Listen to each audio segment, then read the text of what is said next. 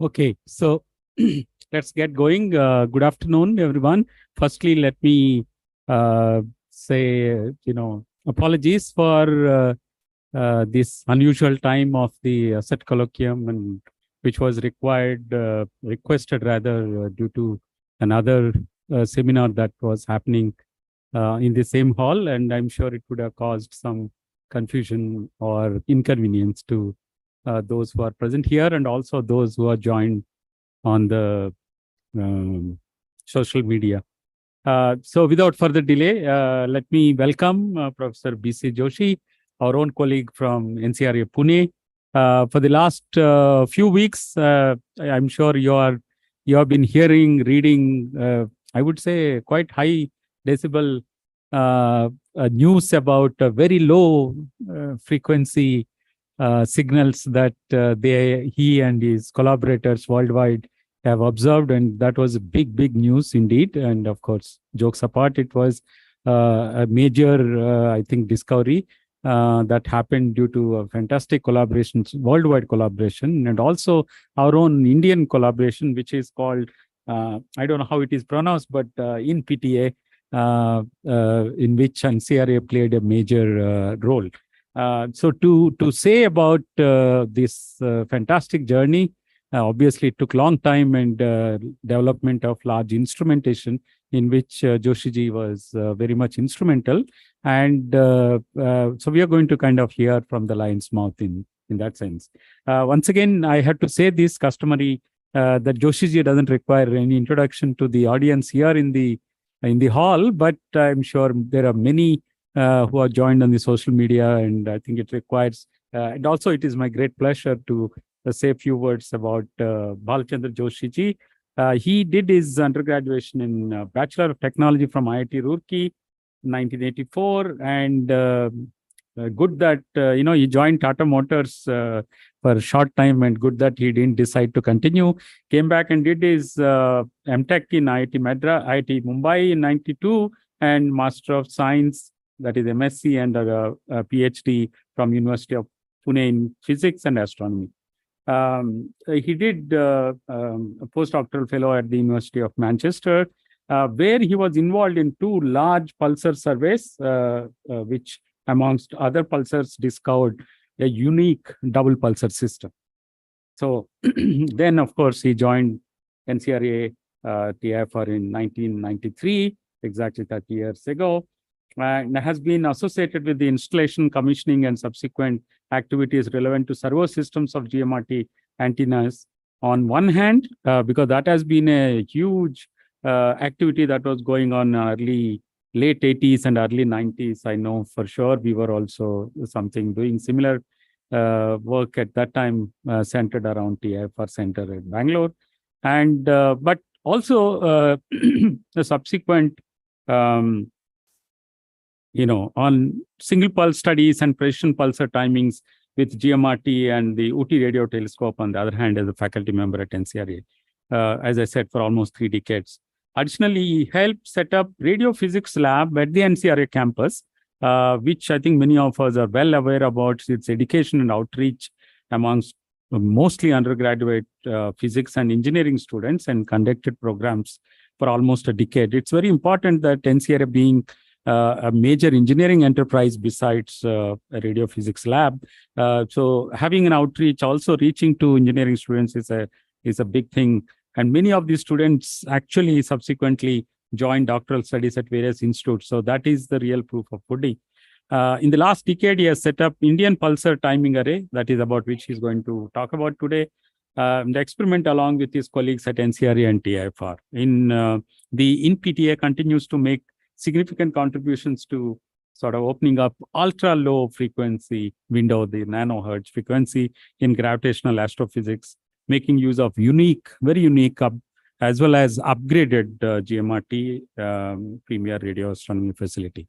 So I think with these words, now let us hear more from Joshiji and about this very exciting journey, and also the way the whole thing happened as a trials and tribulations, the way he has worded this particular title.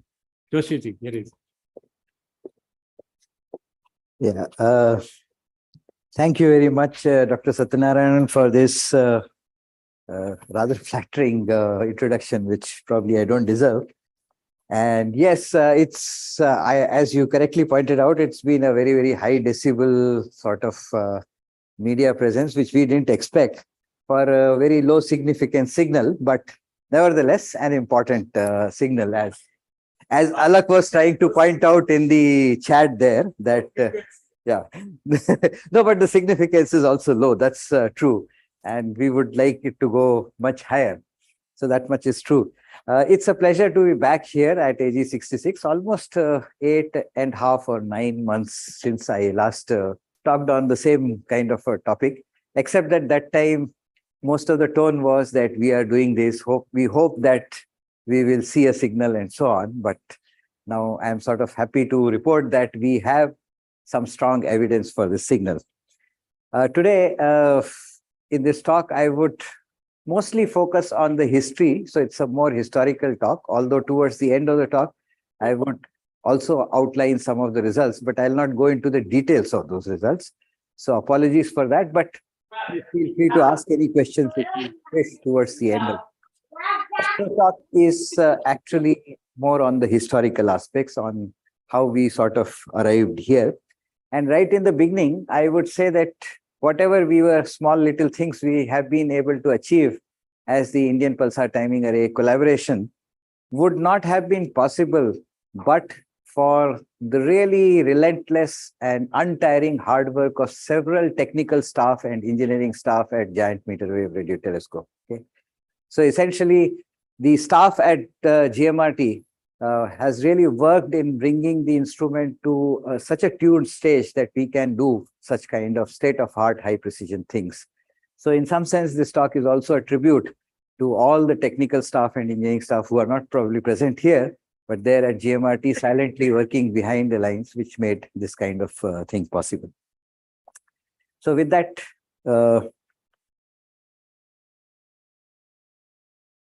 shall this switch it on, okay? No. Yeah. Okay.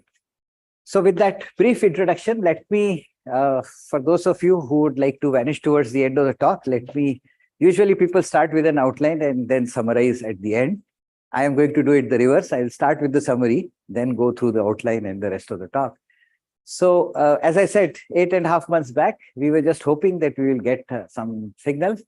But on 29th of June last month, the Indo-Japanese collaboration, which is us, the Indian Pulsar Timing Array, made an announcement with our European colleagues in the European Pulsar Timing Array, where we announced the results of the latest search on our data set, providing for the first time the strongest hint yet for ultra-low frequency gravitational waves. These gravitational waves are basically, they arise, the source of the gravitational waves is a background. And this background is formed by incoherent superposition of the continuous gravitational waves from hundreds and millions of supermassive black hole binary systems. That is, black holes at the centers of galaxy, which are million solar masses or billion solar masses. So the signal which we are looking for is the gravitational wave background, and we found the strongest ever emerging evidence for this in our data sets. And to look for this, we have used radio astronomy, just like LIGO, which also uses electromagnetic wave, but we have used electromagnetic waves of a different nature. In this case, the radio pulsars, which are the best celestial clocks in the universe. And the detector which we use is actually a galactic-wide detector. And the evidence which we have reported here is in the form of a common spectrum, a spectrum which is correlated across an ensemble of large number of pulsars, as well as a spatial correlation where you have the same signal being detected in pairs of pulsars spread widely across the stars. So these were the two basic criteria which were there to define a detection. And that is what we have found in evidence at about 3 sigma level. Okay. What the implication of this is that with this evidence, we have opened up a completely new window in the gravitational wave spectrum. which is the low frequency window. As all of you are aware, in 2015, the first direct detection of gravitational wave took place using terrestrial detectors in the Laser Interferometer Gravitational Wave Observatories, LIGO. But those were a few hertz to hundreds of hertz kind of a frequency range. We are on the other end of the spectrum. So if you may, what LIGO discovered is like X-rays and gamma rays of electromagnetic spectrum. What we have discovered is like the radio waves of the electromagnetic spectrum. So that's the brief summary of the results which we have sort of already announced. And of course, both the Indian Pulsar Timing Array collaboration and the GMRT, the upgraded GMRT, has played a very significant role in this. And I have a couple of colleagues here and many colleagues online. It is their hard work, and it's a tribute again to them who for last 3 years have been working tirelessly, working even now very tirelessly. We just had a busy week in TIFR Hyderabad balloon facility where all these guys were working round the clock almost. And that's where I think this discovery or detection has come.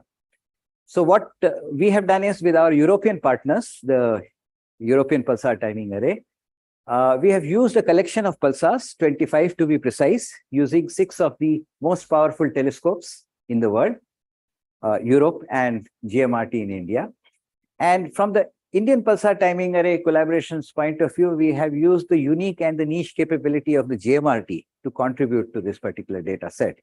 And that capability is the seamless frequency coverage from 300 to about 1.4 gigahertz, but in particular, the 300 to 500 megahertz range, where GMRT is one of the world's most sensitive telescope. And of course, pulsars being steep spectrum sources are the brightest in this particular frequency range. And our role in this entire data combination has been to characterize the noise generated in the interstellar medium and to characterize its variation, which is a slow variation, which is very similar to the variation in the timing signals produced by the gravitational waves. So in other words, the ISM contribution is covariant with the gravitational wave signal, and it's important to remove that. And that's where GMRT has put its full weight behind. This, of course, can be best done at the low frequency, and GMRT is the most suitable instrument in the world. No other pulsar timing array experiment in the world can do that. So this is a unique thing which we are making. So we have a significant contribution in unraveling the evidence for this gravitational wave. And I'll show you some plots to sort of justify this statement. So essentially, this is the summary of my talk. Rest of the talk, I would probably be going more on a historical background. So I would basically look at some history and try and recollect how these ideas came up in the early days of the GMRT, how we formed and evolved the Indian Pulsar Timing Array collaboration, the opportunities and the challenges which our own instrument, the UT radio telescope and the GMRT had in this process, describe briefly our experiment and the kind of early results which we had, and our networking with the International Pulsar Timing Array experiments and being part of the InPTA, and essentially coming to the latest results, their implications, and what the future holds for us. That would be the last part of the talk. Okay. So I can't sort of begin the history without paying a tribute to Professor Govind Swarup, whose foresight it was to design an instrument which was so beautifully targeted at observing pulsars. He was always a very enthusiastic person as far as pulsar astronomy is concerned, because 1967 is the time when the first pulsar was discovered, and that is the time when Professor Swarup was designing UT radio telescope. So he was always a person who wanted to do giant things and wanted to do things which are very current. So obviously pulsars was one of the target even at UT radio telescope. And he recognized that the frequencies at which ORT operated, 325 megahertz, were the most suitable one for pulsar astronomy. And of course, the pulsar astronomy, pulsars being weak radio sources, required a large collecting area. And these were both the features which he endowed, which he actually saw were there in ORT. And as ORT science developed, he realized that this is a niche area for us.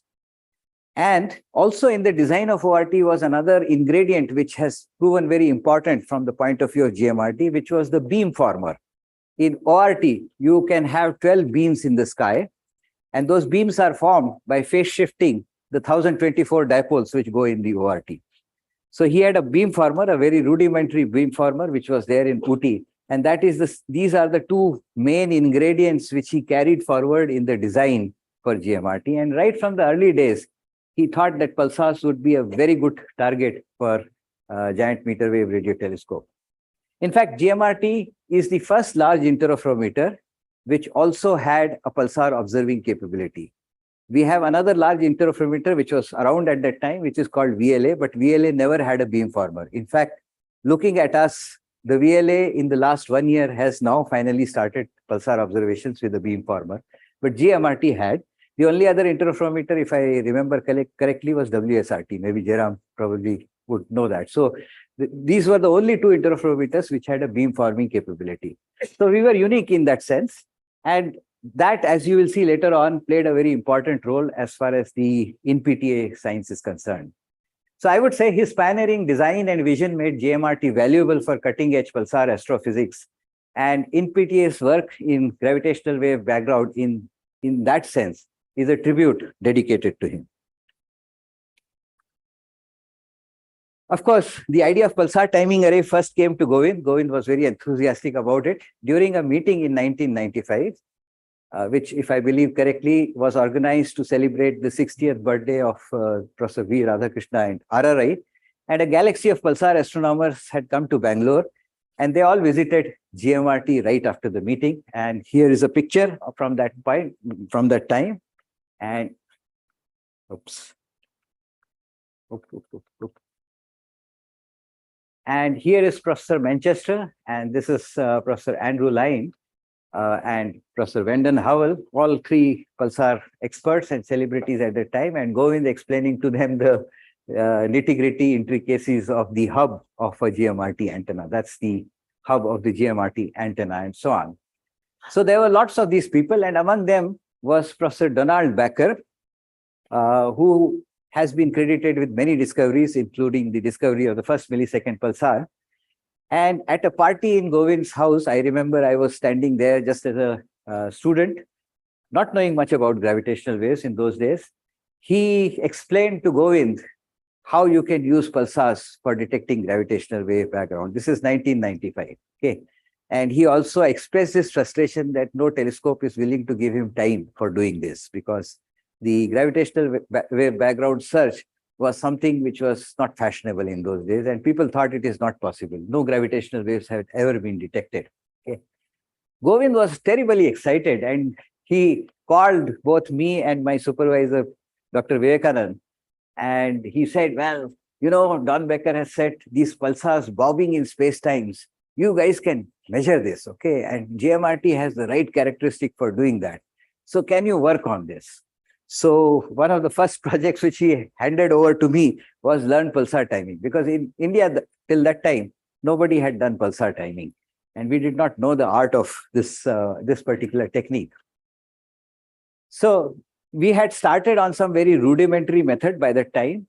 We had built a very simple system with a ADC card and a data acquisition system, and I had written some software. So Vivekanand and myself, we actually had already started observing pulsars, even with one single dish of GMRT, because GMRT was not built. It was being built at that point of time. And soon, 95, 96, Yashwant, myself, and Vivekanand, all three of us, we gathered together to build some kind of a software which is required for pulsar observing and so on. And I remember the DAE chair and also many other people came at that point of time. And the first thing which was shown to them was pulsars, because that was easy to understand. But from that to today has been a very long journey. And it's been 2 decades of trials, of various false steps, various failures on the way. There were successes in between, but it was not a very straightforward thing, because many of these things were new to us and we had to learn right from scratch. And as I said, in that journey, there were many engineers, many technicians, specifically people from Raman Research Institute who were very instrumental in building many of this instrumentation. our own, there were many students who came and went away who have not remained with us. They all sort of contributed in some small or other ways for us to move in the right direction. This is a plot of the first light observation from GMRT, which is taken in 1994 with the C3 antenna, with that simple system which I talked about, a pulsar, which is a very bright pulsar in Northern Hemisphere, B0329 plus 54. As the date mentions there, it was the first observation on 21st January. And I think that's Vivek's handwriting saying that pulsar was very weak. We did get a pulse, but it was very weak and so on and so forth. So we started from single antenna and then built a correlator and a bigger antenna and so on. We did not know pulsar timing. So just for introduction's sake, pulsar timing is a technique which compares the prediction of a simple rotational model of a neutron star with the observed time of arrival of the pulses. So you measure a time of arrival using your radio telescope. You predict a time of arrival based on what you think about the rotation of the pulsar or what affects the apparent frequency of the pulsar, and the difference you try to minimize to improve your model. So this technique is known as pulsar timing, and we did not know much about it. So initially, myself, Ravi Swain, and Mohit Sinha, the three of us formed a team to learn this. But soon we had several failed attempts on that because there was zero documentation. I'm talking of an era when GitHub did not exist, when GitLab did not exist. Most scientists didn't have time to write down detailed instructions and SOPs. Subhajit will realize we write so many SOPs now. That time we never used to write SOPs. So there was no way to learn this. The only way to learn this was to go and sit on the feet of the master in the good old Indian traditional tradition. So, of course, I went to Manchester to learn all this from Andrew Lyne, who was an expert in this, and from Dick Manchester at Australia. And then also the instrumentation which was required was not there with us. Our clocks used to drift. To get a precise time, you needed an ultra-stable clock. We did not have that clock in GMRT. We didn't even realize what is ultra-stable clock in those days. So, so a lot of these things we learned from our colleagues from outside, from Australia and Britain and America. And in the next 10 years, that is the 2000 to 2010 period, one by one, these elements were put inside the telescope. And again, I want to highlight many engineers have contributed in making the hardware, testing the hardware, and validating the hardware. Apart from that, the second ingredient, which was very important for InPTA, was concurrent multi-band observations. So Govind had the foresight of designing a telescope which was frequency agile. You could change the frequency very fast.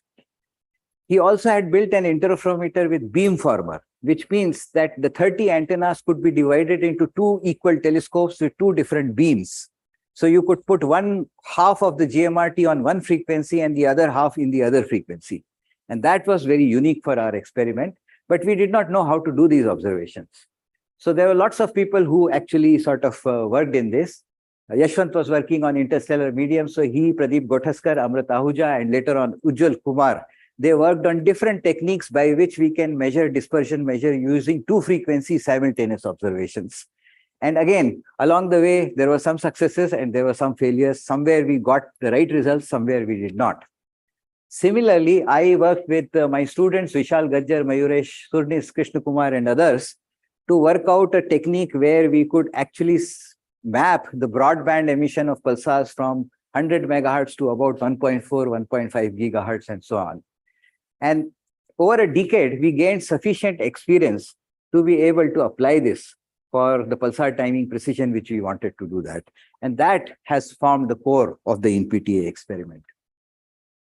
But the real idea of the InPTA came in 2012. There was a COSPAR conference in Mysore, and after that, there was an astronaut conference organized by Bala Iyer in RRI, Bangalore.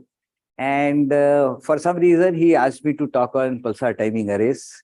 I had learned a bit of gravitational wave physics from the double pulsar point of view, but theory of gravitation from the double pulsar point of view, but had not worked much on gravitational waves, apart from some generic knowledge of it.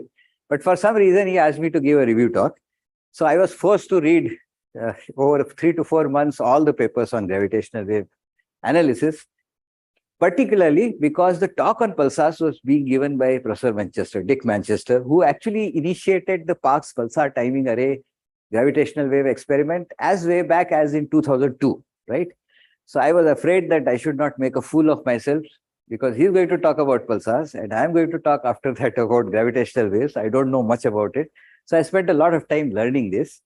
But apparently I must have learned a little bit, because Dick came and said at the end of that, why do you guys don't start a experiment in India? You have such a fantastic telescope. Okay.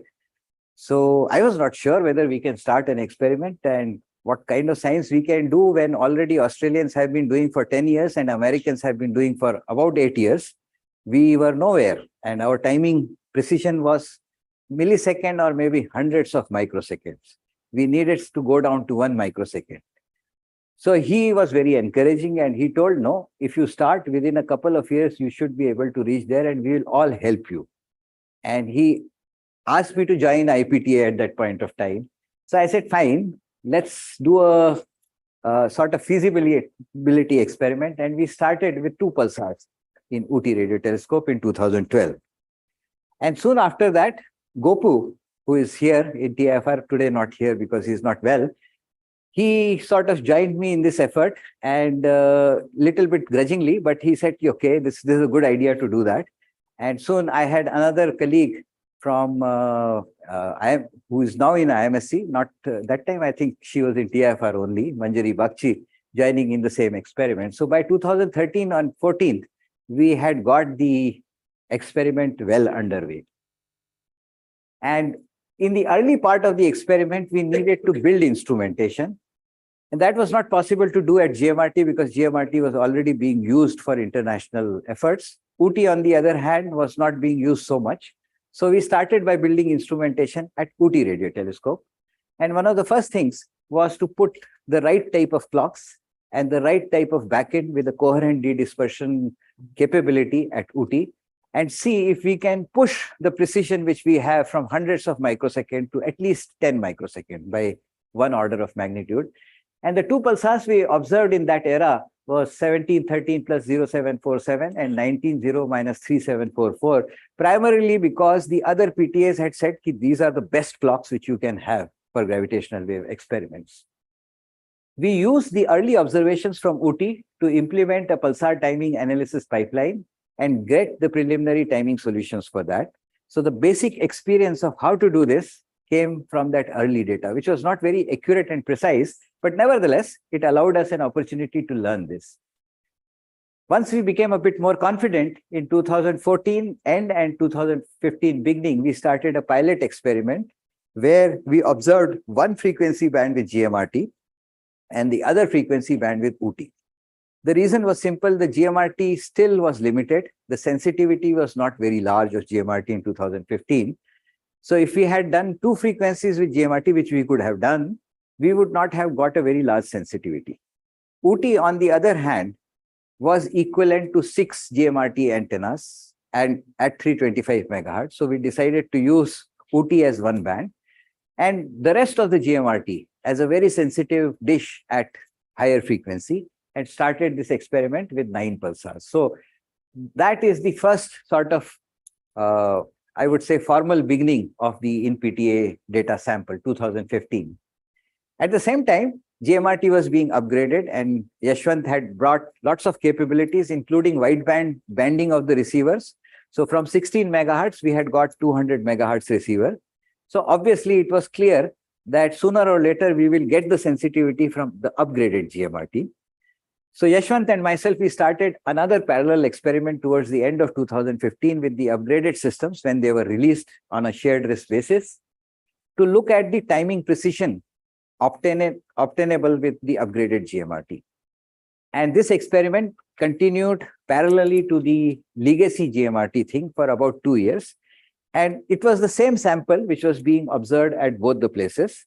And we tried with different observational strategies in the UGMRT experiment to try and firm what would be the most ideal and suitable observational strategy for a combined InPTA experiment. So around 2018, we had perfected both of these things. So we moved the entire InPTA experiment into now two different beams of the upgraded GMRT, one at 300 to 500 megahertz and the other from 1260 to 1460 megahertz. And we started sort of testing. We started observing about 20 plus pulsars. So in these early efforts, there were basically Gopu Kumar from DA, Panjari Bakchi from ICTS, and then she moved to IMSC, and Yashwant, who were the co-conspirators. And we had these students and Yogesh Man, who worked as a postdoc in the early days. So the InPTA in 2015 was more or less about 8 people or so. But of course, since that time, we have made a lot of progress. The InPTA, as we know, came into existence in 2018 when all experiments combined together. And we have steadily expanded from about 8 to 40 members as of today. And many students have actually joined the collaboration. They have finished their coursework, their theses, and they have moved to other places. So this 40 is sort of a stable number, but people come in and go. And we actually launched a huge collaboration building exercise in which we organize typically training student weeks and busy weeks once a year. Now we have started organizing them twice a year. And we also started reaching out to the international community, to the North American nano-Hertz gravitational wave observatory, NanoGrav in US, to the Parkes Pulsar Timing Observatory, PPTA in Australia, and the European colleagues in Europe. And one way to do that was to send students and postdocs to the annual IPTA meetings. And these are the 4 meetings which we have done. And eventually we organized a meeting ourselves in Pune. Okay. So during that period of collaboration with the international things, we became first an associate member of IPTA in 2017, and then a full member in 2021. And in fact, last year, we were also the chair of the International Pulsar Timing Array experiment. In 2021, some work was started. In 2022, agreement was formalized in which it was decided that the 4 major PTAs, the 4 full members of International Pulsar Timing Array, that is NanoGrav, IPTA, PPTA, and InPTA, we will jointly look for evidence, but in our own data sets. So data set will be separate, but we will do a work jointly, and the results of that will be published in a coordinated fashion simultaneously together. Okay? And this agreement was called 3P+. It's 3P+ because there were 3 PTAs, and that time we were not full member. So InPTA was the plus. Okay? So that's why it's called 3P+. So under this 3P+ agreement, we were supposed to join another PTA, and we decided to join IPTA. I'll come to that later on why. This is just a collage of photographs which is showing the growth of the collaboration over the years. So this was at the time when we organized the International Pulsar Timing Array meeting in 2019 in Pune. And we have significantly grown. In fact, the busy week which we had last week in the TIFR balloon facility, we were 24, I think 24 or 25 people together. And of course, there is a new t-shirt which Subhajit is wearing. Okay, this is the older one. And of course, we in 2019 in Pune, we organized a IPTA meeting where we had an attendance of about 120 PTA community people. Some of the leading lights like Professor Manchester is here, Ryan Shannon, and a couple of other people here, David Nice and so on. And of course, many of our members are also there in this meeting. Andrea Lomen, who is one of the earliest of the PTA gang, Don Becker's student, and so on. So many people had come for this meeting, and this was very useful because this is the time, for the first time, we got truly integrated into the IPTA community. So of course, this was the evolution of our collaboration, but there were lots of challenges on the way.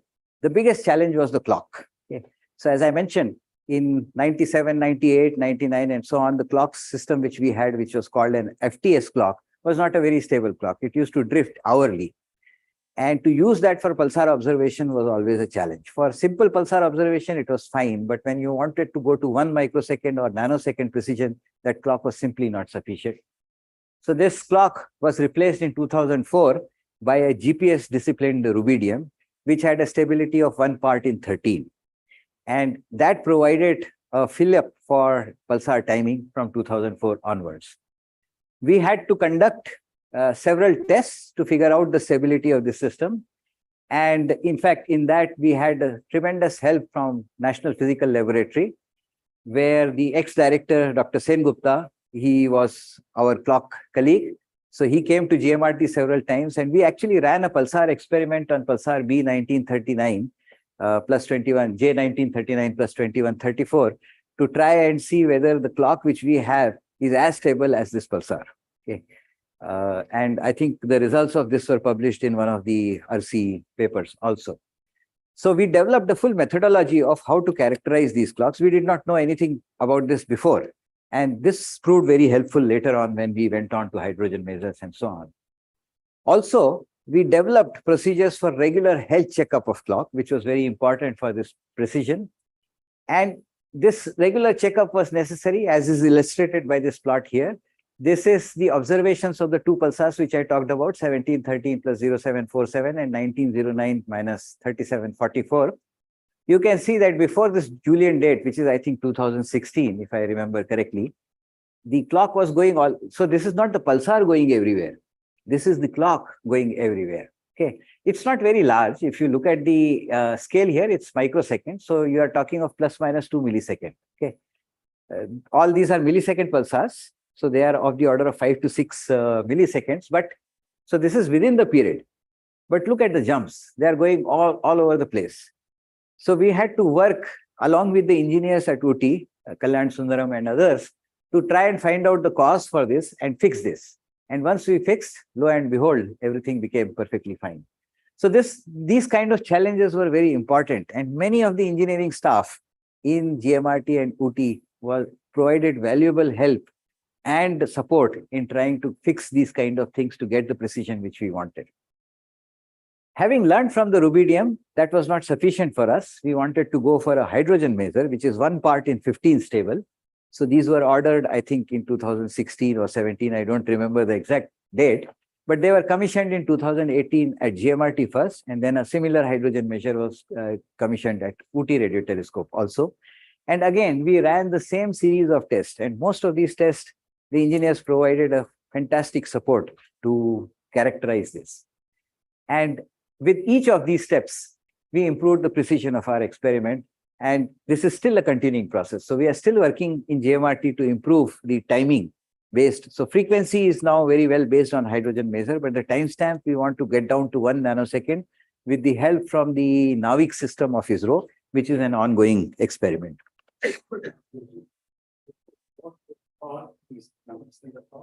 So some was ignorance and some was technical problem. The ignorance part was that the time stamping, there is an edge of the pulse. So the TTL edge. So there are two edges, up and down. One of the edge is stable, the other edge is not stable. You have to know which is the correct edge. And many times in wiring these systems, you have inversions, you have logic in which you have digital inversions. So you are actually timing on the wrong edge, which keeps jumping by a few milliseconds. So that we had to actually debug the whole wiring in UT to figure out where this problem is coming from. Okay, because the wiring was much older. Some of it was faults in the system itself. So the clock itself will misbehave. And to take care of this, we built in redundancy. We got multiple rubidiums. Previously in GMRT, there was only one rubidium. In UT, there was only one rubidium. Everybody thought that is good enough. But obviously, if one fails, you will never know. And apart from pulsar observations, in other observations, these things don't matter.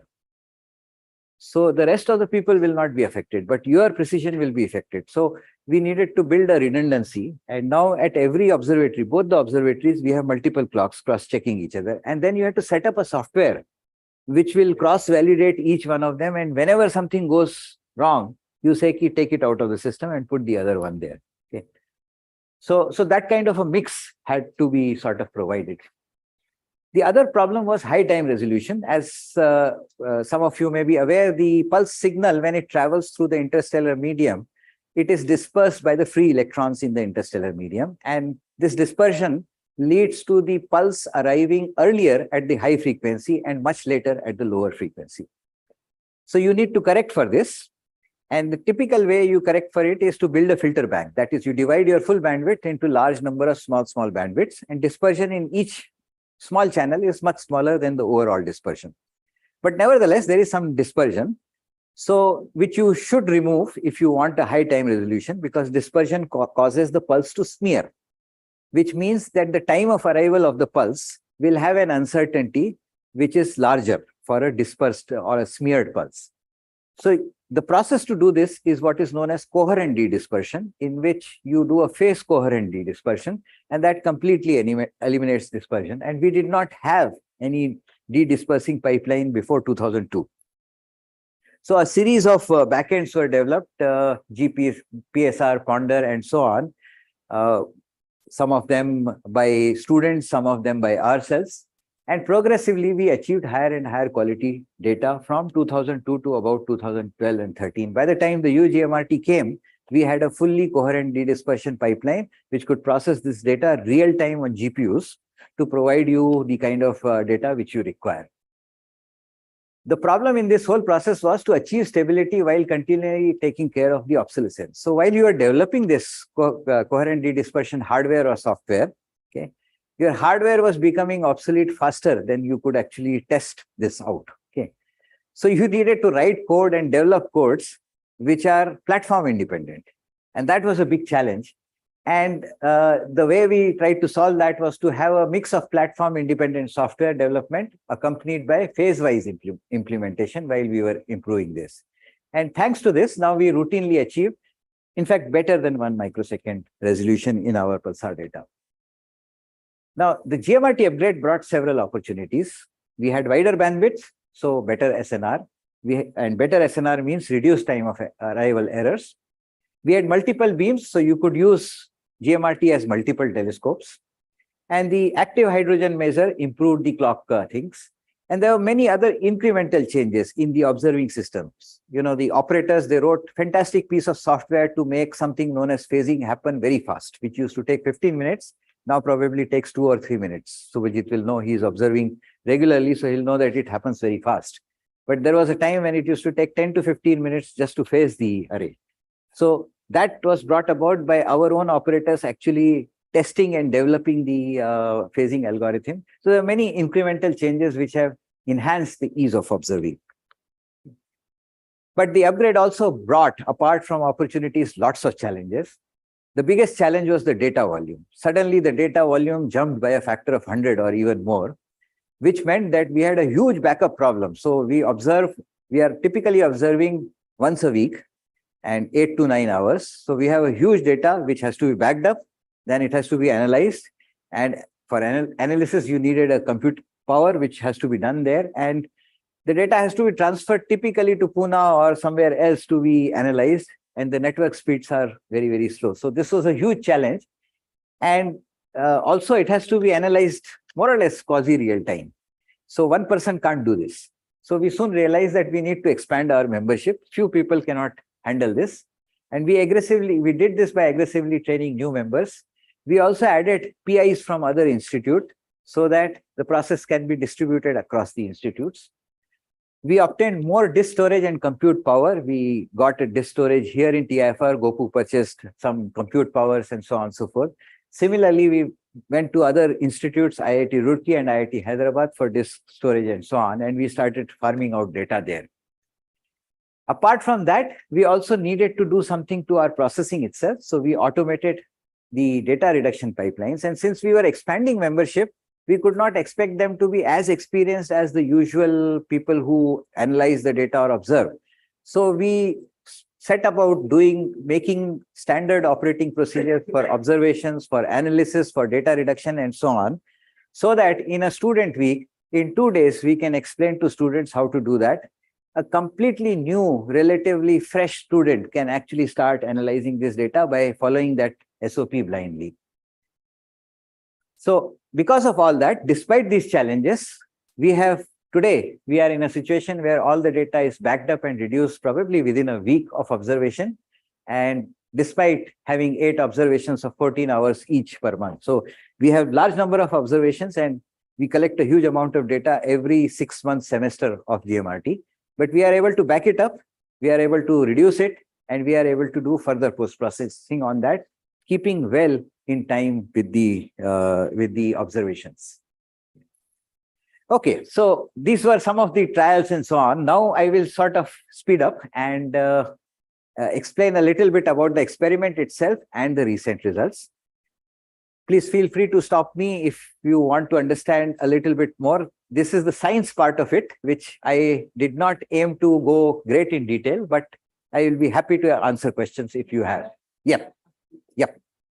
So I understood that your observing feedback how the sensitivity and all things has improved with respect to the old GMRT or what. Yes.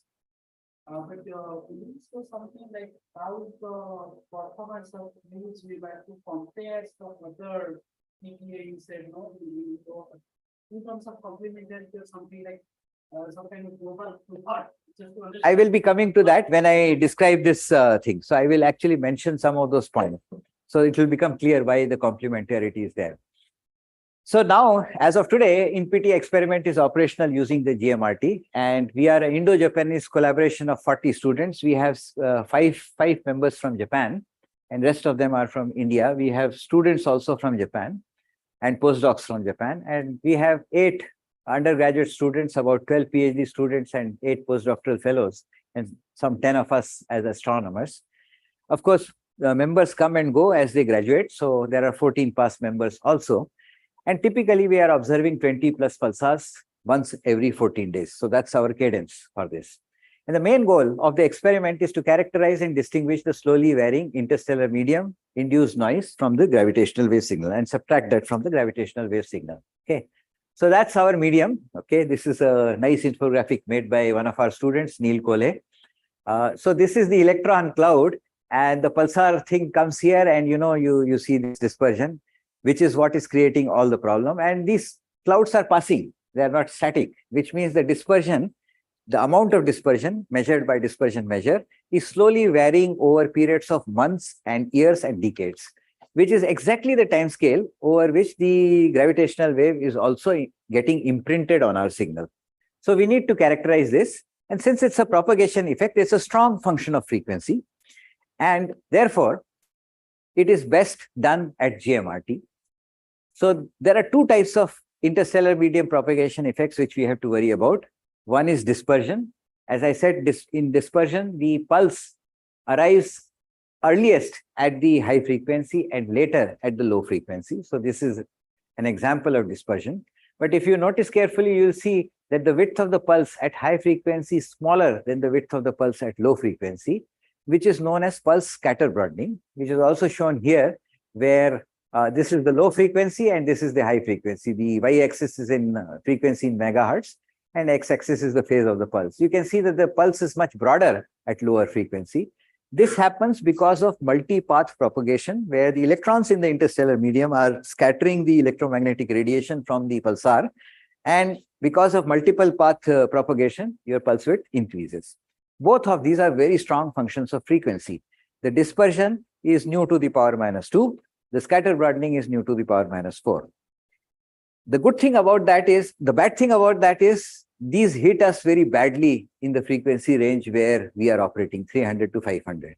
And that is the reason typically all the pulsar timing array experiments in the world have gone above 1 gigahertz, because they didn't want to contend with this. On the other hand, somebody's waste is somebody else's useful thing. So for us, it is quite good, because we can actually measure them with a precision which nobody else in the world can do. Okay. So we decided that if we have to compete internationally, we need to focus in an area where we are the best. There is no other competition. And measuring these ISM effects is something which GMRT can do the best.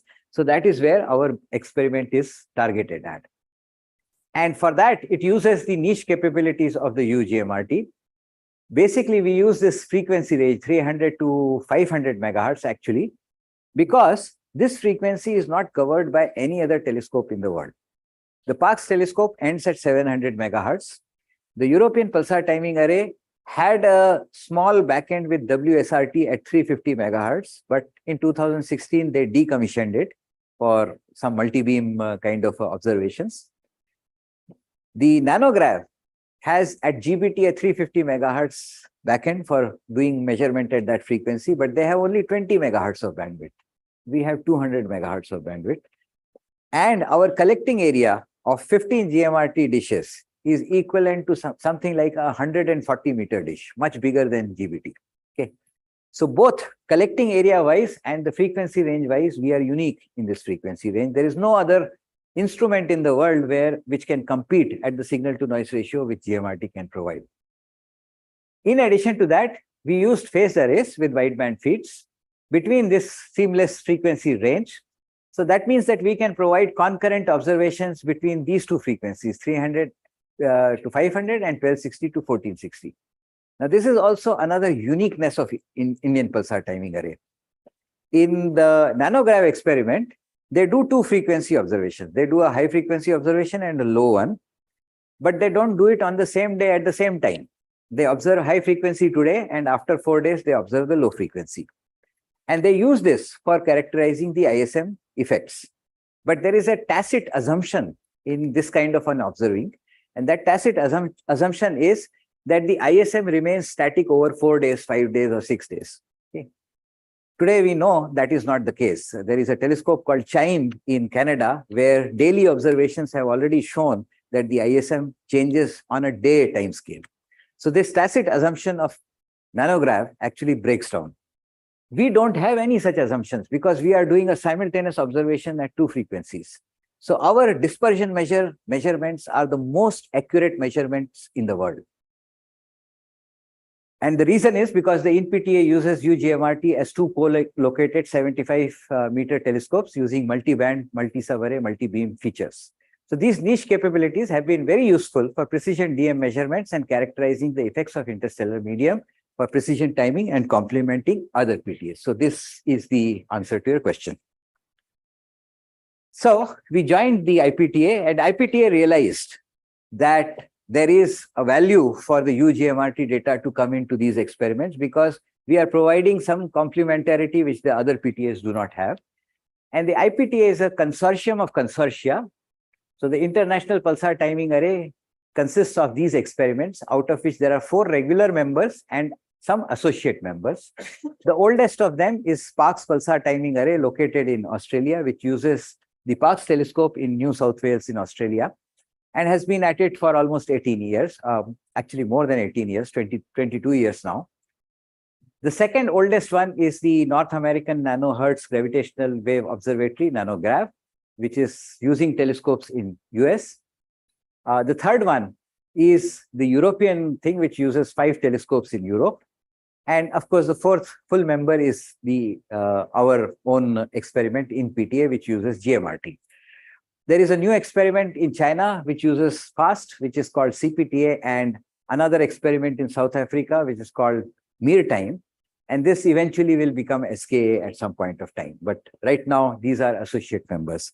So not only we run our experiments separately, we pool our data together under this consortium, and we produce joint data sets to look for gravitational waves. And I'll say something about it towards the end of the talk. So even before discovering gravitational waves, we had several interesting results from InPTA. This was particularly lucky and interesting because we discovered a CME in using pulsar observation. See, CME, the coronal mass ejections, are energetic expulsions of plasma by sun. And these things can come on Earth and disturb various kinds of things. So solar astronomers study them routinely, but never before it was detected in a pulsar observation. We could do that if you look at the y-axis. We could do that simply because our DM precision is so high that any excess in the 3rd decimal place we can very easily target. And that's what happened, as is shown in this cartoon, that the plasma blob came somewhere in between the pulsar and us, and we saw an increase in the dispersion measure. We also have constrained other interesting magnetospheric features, which I'll not talk about, and this is one more of the results. So there are a few auxiliary science results which we had already achieved in 2020, 2021, and so on. But the main bread and butter part was to provide a data set in which you can search for gravitational wave background. And as promised to our time allocation committee last year, we brought out a public data release, which is called as InPTA DR1, in which we had all these pulsars, which are shown here, distributed in the sky, to provide narrowband and wideband TOS and dispersion measures from purely Indian data. And that was published last year and so. And this is the data, which is what has gone into the papers which were announced in June 29th. Just to sort of highlight our precision and also the evolution of precision as a function of time, the x-axis is the MJD. So the time is flowing in this direction. The y-axis is delta dm. That means the dispersion measure, which is measured in our observation. And from that, median dm has been subtracted. So for example, if you look at a pulsar like 1909, the median dm subtracted, which goes to the 5th decimal place, is this much. And what is left is just the residual dm or delta dm. And you can see the variation very clearly. And the precision here, the error bars which you see are of the order of 10 to the power minus 5. So you are able to measure dispersion measure to the 5th decimal place, which is unprecedented in the pulsar astronomy. The typical dm errors which all other pulsar observations have done are in the 3rd decimal place or at the most in the 4th decimal place. But we are able to now go to the 5th decimal place. And in fact, the latest paper, which is right now under review, in some cases, we are able to go to the 6th decimal place. So this is the unprecedented dispersion measure variations which we could do with the GMRT. And I think this is one of the main things where our data is so useful. Of course, okay, so I have only this much. So just a very brief background of what are gravitational waves. So the gravitational waves are not something new. This is now more on the science side. So I have finished the instrumentation part. So gravitational waves are essentially waves which are produced by accelerated masses, just like the electromagnetic waves are produced by accelerated charges. And it was proposed long back. Actually, James Clerk Maxwell speculated on it when he formulated his electromagnetic theory. But it took a series of steps by which the gravitational waves were theoretically established. Albert Einstein himself was not very great fan when he wrote his general theory of relativity in 1916, but he worked for 2 years and wrote a paper in 1918, which was the first time he proposed gravitational waves, only to go back and repudiate it completely in 1936, where he said, well, it's a coordinate problem and these waves don't exist. And it took another few years before Pirani in 1950 finally showed theoretically that these waves do exist. And from that time onwards, it took about 60 years for the gravitational waves to be discovered directly in 2015. Like electromagnetic spectrum, gravitational waves also have a spectrum. They have a high frequency range and they have a low frequency range. And that is the spectrum which is shown here. This is the hertz to hundreds of hertz range which the LIGO has detected. And the typical periods of the sources which are here are massive binaries, but stellar mass binaries. So neutron star binaries or black hole binaries, but stellar mass black holes. And they have orbital periods. They have a typical signal which has a duration of milliseconds. And in most of the cases, in fact, in all cases, LIGO has detected transient signals. That is, signals which are produced in the coalescence of these binaries. Of course, they also have a continuous wave signal which is being produced by these binaries, but that for individual sources is very difficult to detect. And if you add all of them, there is a background of neutron star, which is also very difficult to detect. So the LIGO has not detected the background there. They are looking for it, but they have detected the transient signals. On the other end of the spectrum, you have these waves which are produced by supermassive black hole binaries, which reside in the centers of the galaxy. As all of you are aware, a couple of years back, a black hole has been imaged in the center of the galaxy. So we know that massive galaxies harbor big supermassive black holes. And as the universe evolves, these galaxies interact dynamically and they merge with each other. And in the process of merging, their individual black holes, they become gravitationally bound, forming a supermassive black hole binary system. And typically, if you have an asymmetric mass, that is a 1 million solar mass black hole with 1 billion solar mass black hole, it will produce quadrupolar gravitational waves. And that will have a typical frequency which is of the order of the orbital period of this binary system. So these supermassive black hole binary systems would have orbital periods of years to decades. And the inverse of that would be the frequency of the gravitational wave, which, if you do the calculation, turns out to be in the nano-Hertz regime. And that's the frequency regime which we have for the pulsar timing array. So this is where we are actually focusing. And our sources are likely to be this. I will say something about other types of sources which can produce this towards the end. Okay. So this is the spectrum. And one of the good source for this is, can we? No, so here we have been operating for 18 years, and for many of the sources which have produced the background, you have not even completed one cycle. So you don't measure directly the gravitational wave frequency, as I'll explain later in this experiment. Okay. In LIGO experiment, it's a coalescence in which there is a chirp signal where the frequency is actually increasing and you directly measure that. Not here. Here, the time scale is too large. So one of the prototypes for this kind of source is this OJ287, where Gopu, who is very much a colleague of all of yours, has been working for last several years with his students Abhimanyu and Lankeshwar, who have both now graduated from TIFR. And Gopu and his collaborators, Maury, Waltonen, and others have shown that they have electromagnetic proof that this system is more or less a very good candidate of a supermassive black hole binary system. And again, you have a black hole, which inferred black hole, not proven black hole, but an inferred black hole, which is billion solar mass with a million solar mass. So this is a typical sort of source which would be there. And this is a very nice animation by Abhimanyu, Gopu's student, which shows you what kind of electromagnetic signature you'll see. Okay. Now, this is one source. The gravitational wave produced by this kind of source is too weak to detect because you have a background which is too strong. And that background is formed by an incoherent addition of gravitational waves from several such supermassive black hole binary systems. And you can imagine that as the universe evolves, these supermassive black hole binary systems will have different orbital periods. So the gravitational waves which they produce will be different frequencies.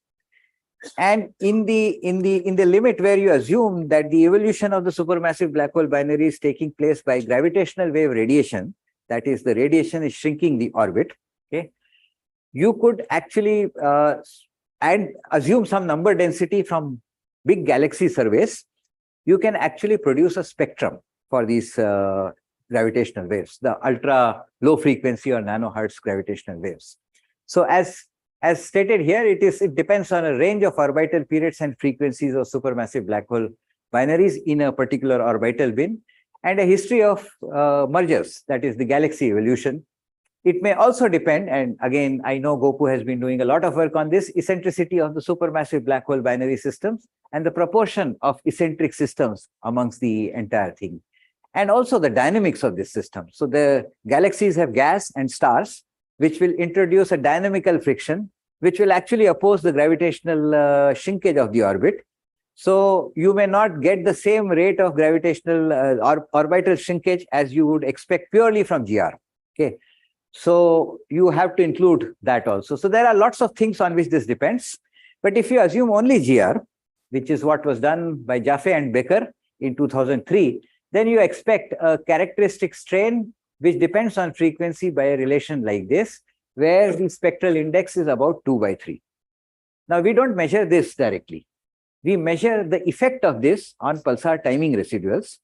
So if you translate this equation to timing residuals, this spectral index becomes 13/3. So you need a spectrum which is either 2/3 in the characteristic strain. So this is the frequency. As you can see, it is all nano-Hertz or tens of nano-Hertz. That is the frequency range of PTA. And characteristic strain, which will have a spectrum, typical spectrum, which will be given by the spectral index 2/3. There is more information on this slide, which I'll not go into right now. Okay. This one is in the characteristic strain, but this characteristic strain will lead to a certain residual. So if you translate this to the residual, the spectral index then becomes 13/3. So if you put it in that formula, the alpha value will become 13/3 in the timing residuals. Yeah. So an essential feature to say that I have discovered nano-Hertz frequency gravitational waves is to get this spectrum. Unless you get this spectrum, obviously you are far from discovering that. So this is something which you can keep in mind. In addition to that, okay, so the essential thing is, if you want to detect this, first of all, you can't do it on Earth because the wavelengths which are involved are very, very large. They are parsecs. LIGO, the wavelengths involved for those frequencies are of the order of kilometers. So you can have a 4 kilometer by 4 kilometer celestial detector, terrestrial detector. In this particular case, you need a celestial detector. And reason is that the wavelengths are of the order of few parsecs and so on. So in PTA, what you do is you use an ensemble of widely separated pulsars, primarily to detect the gravitational waves in the vicinity of the Earth. And I'll sort of qualify that later on. So pulsar timing array is a celestial detector, unlike the LIGO or advanced LIGO. And also this experiment, just to get one sort of cycle of the gravitational wave, you need several years. And there are other dynamical effects like the orbit of Jupiter, orbit of Sun. Orbit of Jupiter is 12 years. So you have to go beyond those orbits to be able to be sure that you are not measuring the orbit of Jupiter and not gravitational waves. So by definition, this is an experiment which is a very long-term experiment. It's decade-long. And it, of course, demands both patience from observers as well as from time allocation committee, because time allocation committees want science next month, next year, okay, that we can't do. So it's been a challenge even to sort of manage that kind of thing. The idea was first proposed by Sazin in 1978 when he demonstrated that for two pulsars, you can actually use their millisecond level timing residuals to actually constrain the gravitational wave energy density in the universe. So that was a paper which he wrote. And soon after, Dattweiler also did a similar work. And they were the first people to propose that pulsars can actually be used to detect gravitational waves. But the real work on this came from Donald Becker, the same Donald Becker who told Govind that this would be a very good idea. In 1980s and till he died in 2010, he was relentlessly working on this problem. And the word pulsar timing array was coined by Donald Becker. And his biggest contribution was, he said, the individual pulsars you can't use because there is a lot of noise in individual pulsars. So you need to use an array of pulsars. And of course, the first formal PTA started with Dick Manchester in 2002 at Parkes. So these are the four pioneers in this particular field. Okay, I will not go into this. Of course, the pulsars we use, which are very massive and compact. And because they are massive and compact and their clock mechanism is based on the rotation of the star, they are very stable clocks. And that means that you can use the technique called pulsar timing to actually get a very precise model for their rotation, for the propagation of the signal in the interstellar medium, for the binary nature of the pulsars, and so on, including things like dispersion delay in the interstellar medium, solar wind, and solar system dynamics. And if you refine your model to take into account all these terms, then whatever is left should ideally be white noise. That means only your measurement noise. But if you see systematic in that noise, that is because of some unmodeled parameter, and gravitational wave appears as one of those unmodeled parameters. Now, essentially, that unmodeled parameter is your predicted time of arrival based on your rotational model of the star or your binary system or whatever. So you have a model of the star, you make a prediction of time of arrival on the basis of that, and you subtract your actual observed time of arrival from that. What is left is known as timing residuals. Okay, so you are looking for timing residuals in which there is a systematic, and a systematic which varies over years and decades. And since it's a very low, slowly varying systematic, you call that as red noise. Okay, and that red noise is basically the signature of the gravitational wave in the entire thing. Now, in addition to gravitational wave, if you do this for individual pulsars, you will have other types of red noise. The simplest of that red noise is a wander in the rotation rate of the neutron star. So although I said they are fantastic clocks, their rotation rate does vary over a period of time, which is known as timing noise or the spin noise. And the time scale over which this variation takes place is the same as the time scale of the variation of the gravitational wave which you are wanting to discover. So you need to model this noise.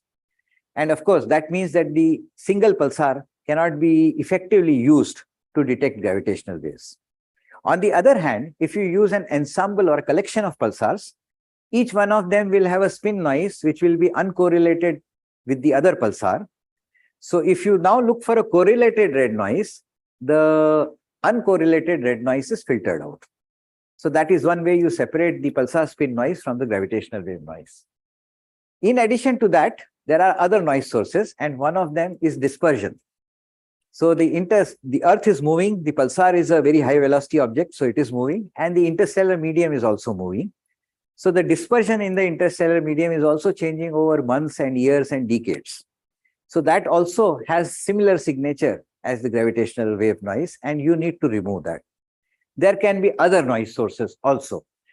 So the only way you can differentiate gravitational wave from the other noise sources is to look at a collection of pulsars in different directions of the sky and to find a correlated noise which has a spectrum which is similar to the spectrum which I showed earlier. Now, this correlation is not a 100% correlation. It depends on how far the two pulsars of a pulsar pair are. And this spatial correlation was first proposed by Hellings and Down, and it takes a form like the expression which is given here, where the only angle which comes into the picture is this angle between pulsar 1 and pulsar 2. And the x-axis here is that angular separation in the sky. And this expression is plotted in the form from 0 to 180 degree as the correlation. So you expect this kind of a correlation across the sky if it is because of a gravitational wave, stochastic gravitational wave background. And this was the insight which Hellings and Down and Hellings and Backer gave in 1990. And this is an essential feature for gravitational wave detection. So I hope I have convinced you that if you want to say I have detected gravitational wave, I am looking for two signatures. I am looking for a signature in which the spectrum has a spectral index which is 2/3 in the characteristic strain or 13/3 in the timing residuals. And I am looking for a Hellings and Down correlation. And that is precisely what the PTAs are doing. And this requires a very painstaking sort of measurements. Now, why is InPTA data important for PTAs? InPTA data is important for PTAs because, as I said, dispersion measure and scatter broadening also varies from epoch to epoch. And it varies on a similar time scale as gravitational wave. The spin noise can simply be removed by taking a correlation. But how do you remove this? The only way to remove this is to measure the variations in dispersion measure and scattering as accurately as possible, and then model them in terms of a stochastic variation and subtract that out from your residual signals. Because variation of dispersion measure will be imprinted on the timing residuals. So you need to remove that. And that is where InPTA plays a very significant role, because in 300 to 500 megahertz, you can best measure these variations. And we fill a critical gap in the data sets of nanograv, IPTA, and PPTA. And our data will still remain relevant. So there are, of course, new telescopes which are coming up, which will come in this range. The SKA is the next one. Meerkat is already there up to some 700 or 600 megahertz, and CHIME goes up to 400 megahertz. But I think at least up to 2028, when the SKA mid and SKA low becomes fully operational, GMRT is still unique as far as this is concerned. So InPTA is currently in the best position to provide these ISM noise model, and these are critical to improve the sensitivity of all the PTA experiments. So with this, we decided to join the European colleagues in IPTA. And the reason was IPTA lost WSRT in 2016 for the low frequency observation. So since 2016, they have no low frequency observation. They needed low frequency capability. But they had 24-year timeline, and our experiment is only 7 or 8 years old. So we don't have the baseline which we wanted, but we had the right frequency which we can supply to IPTA. IPTA had the time baseline, but they did not have the frequency which they wanted. So we found that this marriage is perfect because they will get what they want and we will get what we want. So we decided to go with IPTA. And we decided to jointly search for gravitational wave background by combining data under the 3P plus agreement, where the plus is the InPTA, and this 3P plus agreement provided a coordination of results to be published simultaneously. Also, there were other features in 3P plus agreement, like all our results of each PTA was actually vetted by something called a detection committee. So we formed a detection committee of PTA experts as well as experts from outside in the gravitational wave community, which went through all the results before validating them. So in the joint data set, now I have come to the results, the final part of that, which is the recent results which were announced on June 29th. Initially, I'll talk only about our papers and then I'll talk about the other PTA. So in the InPTA InPTA paper, InPTA provided data for 14 pulsars, which were common and had an overlap with IPTA. And one of the major contributions has been to provide ISM noise models. And an example is shown here, where the improvement because of the data which we provided is very evident. Now, this is a noise model which is known as a Gaussian process noise model. So what you do is you have a fixed DM, and then you measure the fluctuation of DM as a stochastic process. And you model it as a stochastic Gaussian process in the spectral domain, where you fit amplitude and a spectral index in a stochastic sense. And that we do by doing a Bayesian analysis, where we assume for the amplitude and the spectral index of the Gaussian process uniform priors, apply our data and compute posteriors from that. And what is plotted here are the posteriors of that. So there are 4 parameters here.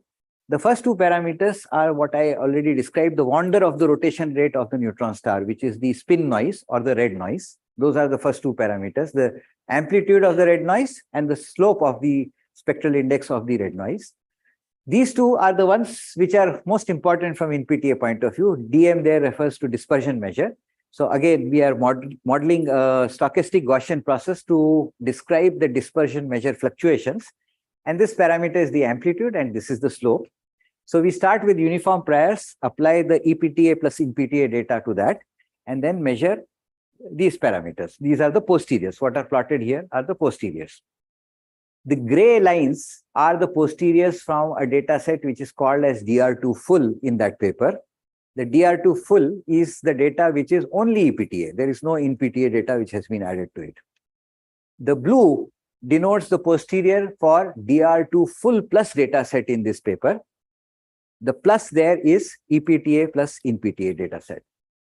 As you can see, say for example, for the red amplitude, it had a bimodal posterior, which was not constraining the parameter very well. But the moment you add the InPTA data, it becomes very well constrained. Similarly, in the DM, there is a shift in the peak and also a little bit of narrowing of the posterior peaks.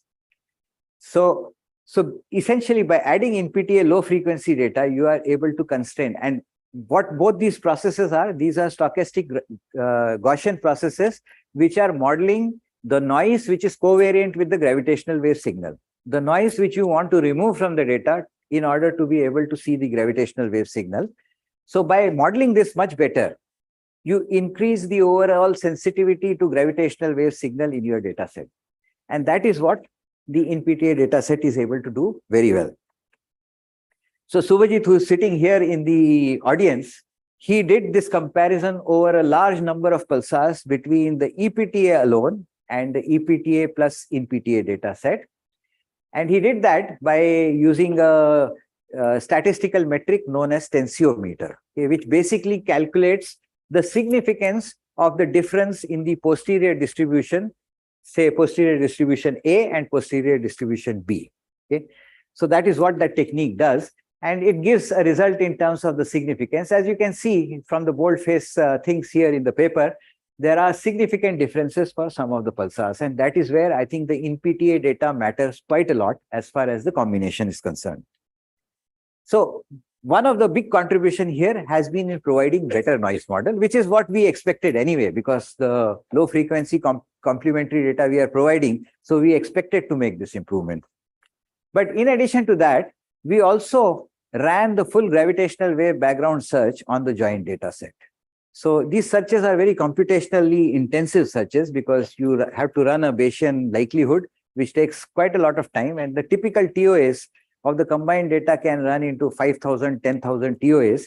So it's very computationally intensive and you need clusters for doing this. Since InPTA had limited compute power, we decided to offer the compute power within our collaboration, which is basically these two big clusters built by CDAC. One is in IIT Roorkee, Param Ganga, and the other one is in IIT Hyderabad, which is Param Seva. And one of our PhD students, Aman Srivastava, he led these gravitational wave background searches.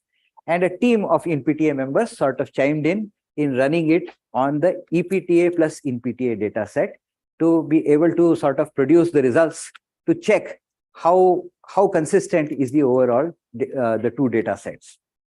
At the end of that, in the paper, we have produced both the signatures, or we have produced emerging evidence of both the signatures of gravitational wave.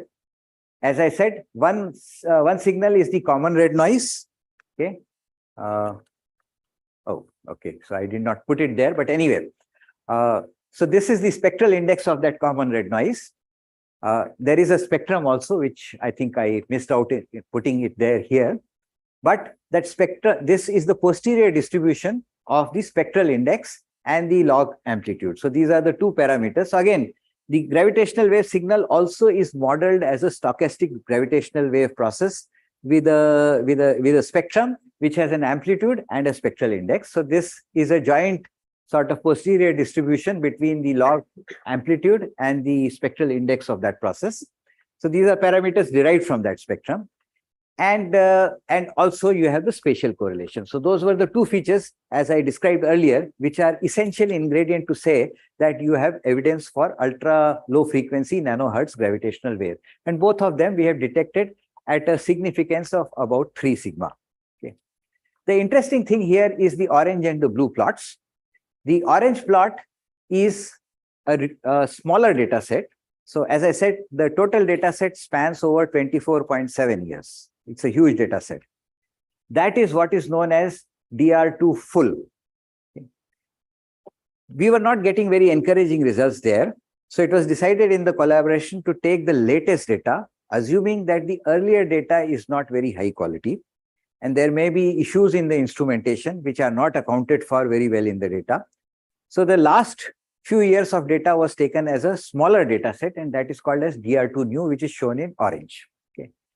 The interesting thing which you see is this is the 13/3 line. That 13/3 spectral index which I talked about is denoted by this dashed line. So you see that the first contour intersects this line for the blue one, which is the full data set. So which is telling us that it is consistent with the assumption that the gravitational wave background is being produced by supermassive black hole binary systems. But the orange one, which is the reduced data set, the peak is far away from this 13/3.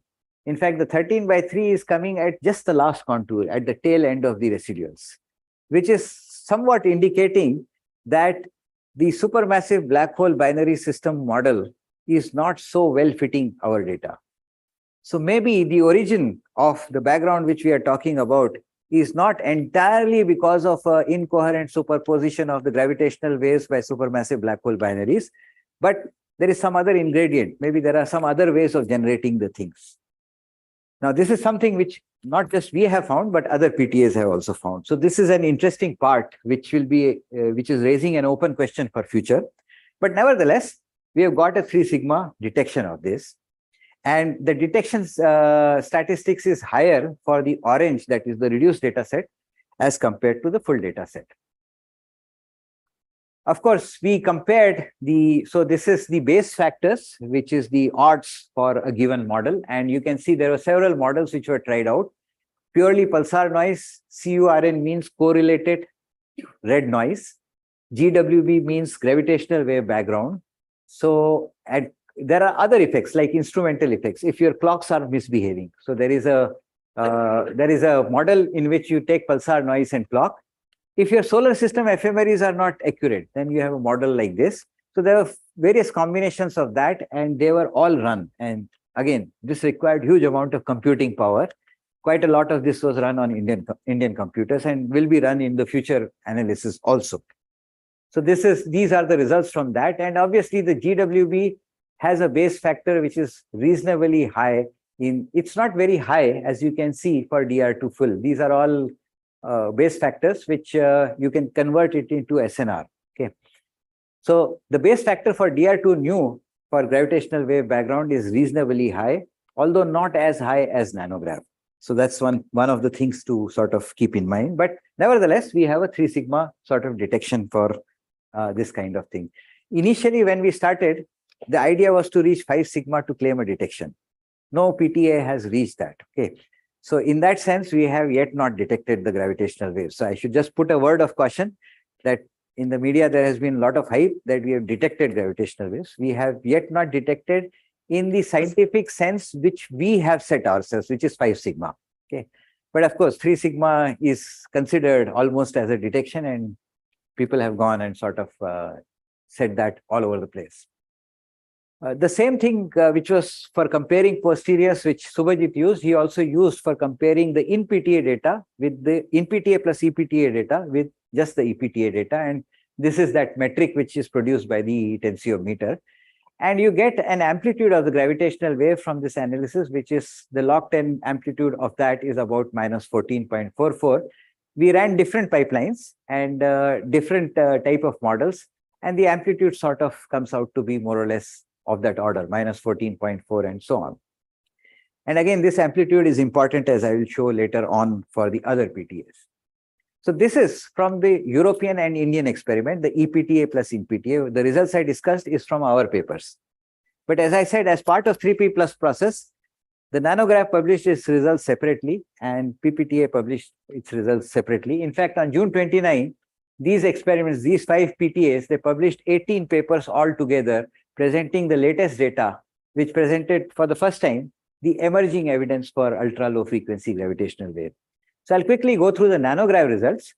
They have a significance of correlated red noise, which is much larger than the uncorrelated red noise.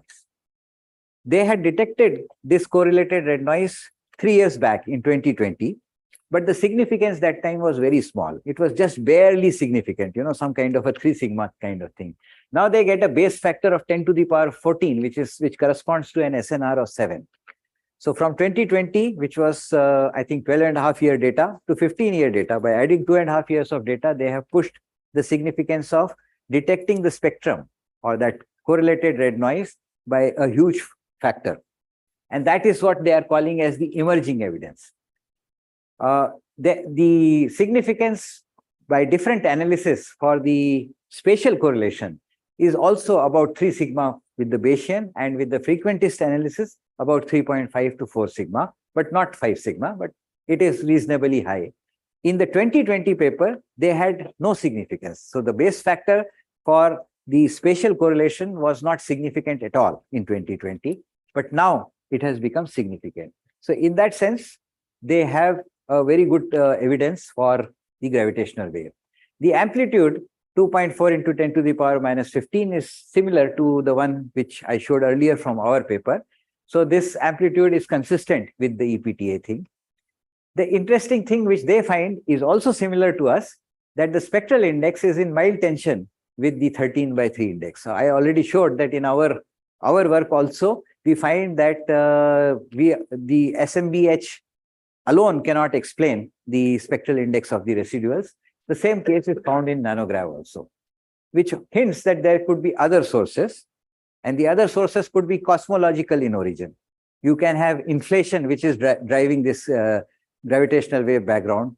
You can have topological defects, which can produce these gravitational wave background. You can have cosmic strings, which can produce that. And some of those models are able to explain this 13/3 reasonably. You can't rule out one against the another, but it certainly tells you that this is not the only origin for the gravitational wave background.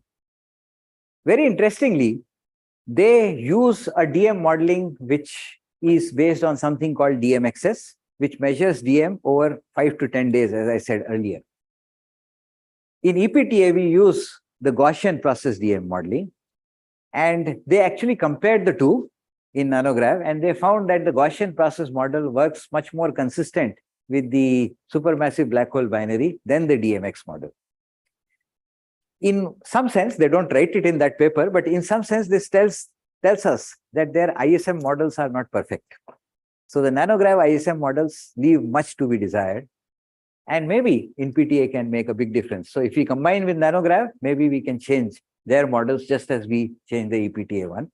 So this is a very fruitful course of action for us to sort of go ahead and look at that. More importantly, they showed that the SNR is growing with time, and that is this plot here. The x-axis is the years in the data set from 6 years to now 15 years. And this is the increase in signal to noise ratio. So as you can see, the signal to noise ratio has steadily climbed to about 7 or so for the common red noise process. So the expectation that this background will slowly emerge out of the noise is what is borne out by this plot in the nanograv paper. Of course, there are these other plots which are similar. I'll not go into those plots. These are again the spatial correlation, and this is the correlated red noise by 13/3. And again, they have different data sets, 13/3 and non-13/3. And again, the tension which I mentioned is there in the nanograv data also. The third PTA, yeah, I'm done. I'm almost done. This is probably second last or third last. The third PTA is the PPTA, which has even more interesting results because there are some similarities and some very significant differences. Similarities is again the HD significance, amplitude, and so on. But the differences are something which are more interesting. First of all, they show that their gravitational wave background amplitude is not constant across time. It actually keeps changing.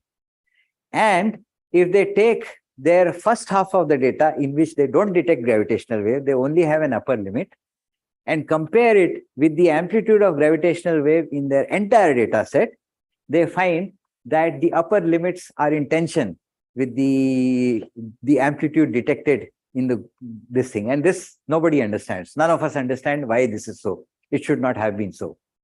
And more importantly, there's significance for HD correlation. There is significance, but it's not very large.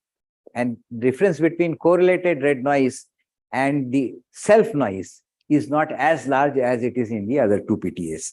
And again, this is the same spectrum and the HD curve, but this is the important part where they took their data set and divided it into 6-year slices and 9-year slices. That is, they took 6 years continuously, worked out the gravitational wave background, either the upper limits or the amplitude itself. These violins represent the posteriors of each of these plots.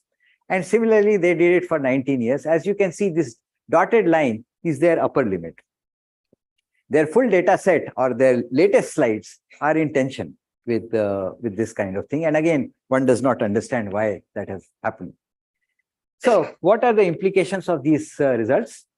First of all, we have a significant detection of correlated red noise, and we have an emerging evidence. It's not 5 sigma, but it is slowly building up. And hopefully in 2 years, we will have 5 sigma of spatial correlation, which suggests the presence of a gravitational wave background. This opens up, the biggest implication is we have opened a new window of the spectrum in this. And the tension which I mentioned earlier means that door is left open to the origin of the source of gravitational wave background with other scenarios. And it also challenges the established galaxy evolution models. The amplitude, as in the case of Parkes pulsar timing array, is in tension with the previous upper limits. We don't know what this means. Is the gravitational wave background non-stationary? And if it is so, why? And why this time dependence is there? So this is an open question. But the most intriguing thing is that the significance is not the same across all the PTAs. Now, I must also caution you that different PTAs use different pulsars as their sample. So you are not looking at the same sources. You are not looking at the same part of the sky. So is it an indication of a gravitational wave background anisotropy? We don't know. It is early days. As our signal strength increases, maybe we may be able to figure out an anisotropy like in the CMBR or in the latest IceCube experiment results, which were also published just after this. So these are some of the open questions, and only longer time baselines will not only form the detection, but find path for meaningful astrophysics. The road ahead immediately is for all of us to pool our data in what is known as IPTA data release 3. And InPTA is making a very important contribution there. In fact, in the last week's Hyderabad Busy Week, our discussions were focused on how we can make at least 1/4 contribution to this entire analysis. And there are efforts to find individual supermassive black hole binary system, because if you can find one individual black hole binary system, that lends more credence to the SMBHB interpretation of the GWB rather than some other kind of thing. Most importantly, as your time baseline increases, you go down in frequency. So you see there are all these frequencies. This high frequency end is here, but this depends on the time baseline. As your time baseline grows, your spectrum goes in this direction. So you uncover more and more of the low frequency spectrum. And if dynamical friction is important in the galaxy evolution models, it is predicted this spectrum will flatten or turn over. We are not there yet, but maybe with another 5 or 10 years of data, we should be able to see that spectral turnover, which will constrain the hierarchical structure formation models of this universe, and also will constrain other surveys which are carrying out the number densities of these galaxies and so on. So it's very interesting that we are all galactic people. At least I am a galactic astronomer. But by force, we have been driven towards cosmology on one end and towards solar system on the other end, because Jupiter and other things are there. So this experiment takes you all over the place, so you don't remain in one area because of that. So this is what we are going to do. And something which Subhajit here and Gopu and others are trying to do is to look for transient sources. And one such transient source is burst with memory. Here, the time baseline is not important. Only the data sensitivity is important. And at least some of us in InPTA believe that if we are able to improve our models really well, we might be able to detect a transient source if we are lucky. Okay, because you need a transient to occur in the right time at the right place and so on. So these are some of the prospects for future. And we already have a team which is doing the data combination. I will sort of not go there and leave you with my summary.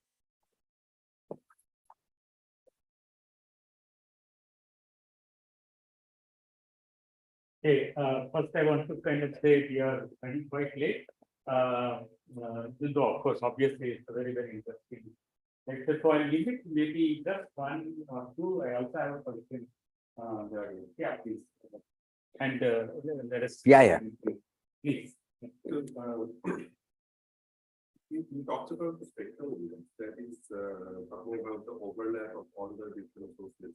From what we know of the amplitude of the combination of all these overlap, can you put any constraints on the weight or mass function of SMBHB? Yes. So there are several galaxy evolution models which assume, actually, first of all, these things are not very well quantified, because you certainly need deep surveys to be able to do that. You also need other electromagnetic observations to constrain the number density and merger rate. So they are not very well specified. So whatever is known from other astronomical sources, certain models have been put, and that is what that spectrum is there. So if it turns out to be something other, the spectral index, you can still get away by adjusting those free parameters. There are lots of free parameters. You are right. Okay, very quick. Yeah. So you said that you might be able to discover a transient. Can you give us a sense of up to what direction? So it's a very interesting thing that LIGO can't do that. LISA might be able to do that. So what happens in this kind of a transient is that you have a burst of gravitational wave, which permanently distorts the space-time. So you see a permanent imprint in the residuals, which given the precision of pulsar timing arrays is very easy to discover. And this requires actually freely floating masses, which pulsars are. LIGO does not have freely floating masses, so it can never detect these kind of bursts with memory. So PTAs are the best experiment to sort of do this. And I think Subhajit can explain this much better. His research is actually involved in the modeling of these signals and so on. So he's also going to soon on InPTA data run a full search to look for these events. We may not find anything, but nevertheless, it's a good exercise to run that. So these bursts from memories can be detected much better. The best bet is in PTA rather than other frequencies. The signal as of now is very weak, whatever numbers we have put, but the actual universe may turn out to be very different. You know, the black holes for LIGO turned out to be 40, 50 solar masses, which nobody expected. Joshi, so there's one question: does the dark matter allows didn't affect the observation? And that is the last question here. I am no expert in dark matter, so I will pass that question. I don't know. Okay, so anyway, let us thank Joshi for a very, very interesting talk. Of course, it become lengthy just because he was talking about perspective of historical perspective, the instrumentation. Then he came down to very, very clear, analysis of results. So naturally, it has become a bit longer. Sorry. Yeah, apologies that I went much longer. Not before, presenting Joshi with this nice memento. Thank you very much. Yeah. So, Thanks. so please join for a cup of tea. Yeah, I'll I'll take it later. yeah.